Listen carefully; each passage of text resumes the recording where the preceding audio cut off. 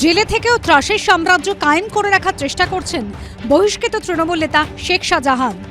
সন্দেশখালী বাসিন্দা যে রবিন মণ্ডল এই অভিযোগ তুলেছিলেন, এবার তার বিরুদ্ধে ন্যাজাট থানায় পাল্টা অভিযোগ দায়ের করলেন শেখ শাহজাহানের স্ত্রী তসলিমা বিবি।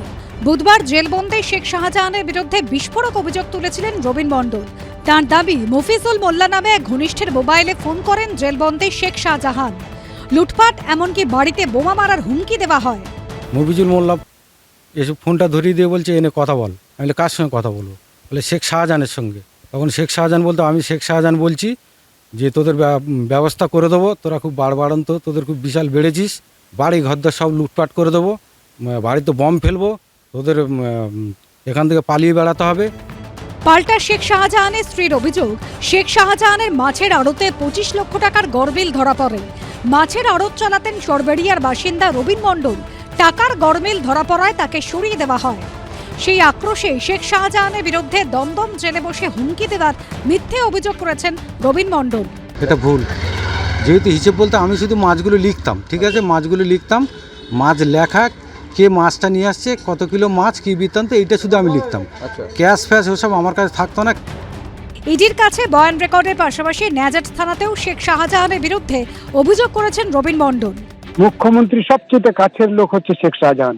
সেই শেখ শাহজাহান হুমকি দেবে না, থ্রেট দেবে না, এটা অন্যরা কেউ বিশ্বাস করলে আমি বিশ্বাস করি না। পাওয়ারটা তার কত স্ট্যাবিলিটি হয়েছে এখন, যার জন্য এখনো জেলে গিয়ে সে হুমকি দিচ্ছে। যদি কেউ কোনো অভিযোগ করে থাকেন, নিশ্চয়ই পুলিশ তার খোঁজ খবর নেবে। সব মিলিয়ে অভিযোগ পাল্টা অভিযোগে ফের সরগরম সন্দেশখালী রাজনীতি। সমীরণ পালের রিপোর্ট, এবিপি আনন্দ, উত্তর 24 পরগনা।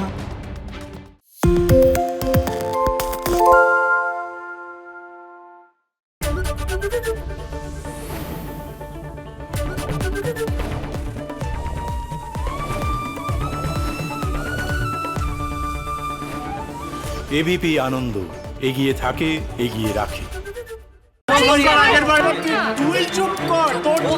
বাংলা ঝামেলা চায় না, বাংলা খবর চায়। বাংলা খবর, বাংলার খবর। পালিয়েছে তাই নাকি? রাত্রে বাংলা গুজব চায় না, বাংলা খবর চায়। বাংলা খবর, বাংলার খবর। শুনতে পাচ্ছি না, বল না। আরে 10 টাকাটা ব্যাপার নয়, আজকে 40 টাকা দিচ্ছি, কারণ 40 টাকা। বাংলা গলাবাজি চায় না, বাংলা খবর চায়। বাংলা খবর, বাংলার খবর। সত্য অন্তহীন, সত্যের খোঁজও তাই, সত্য সন্ধানে তাই আমরা অক্লান্ত, অকুতভয়। এবিপি আনন্দ নতুন ভাবনার প্রতীক, যা মনে মুক্ত, তথ্যে যুক্ত এবং যাবতীয় সীমানার বাঁধন থেকে মুক্ত। সীমা না শব্দটির মধ্যে লুকিয়ে আছে মানা শব্দটি, যেন চোখ রাঙানি এক অদৃশ্য বেড়াজাল, যা আটকে রাখে আমাদের এক ছোট্ট গণ্ডির মধ্যে। একমাত্র সঠিক খবরই গড়ে তুলবে এক মুক্ত সমাজ। সেই জগৎ গড়ার লক্ষ্যে কোনো সীমানার ঠুকুটি আমরা মানব না।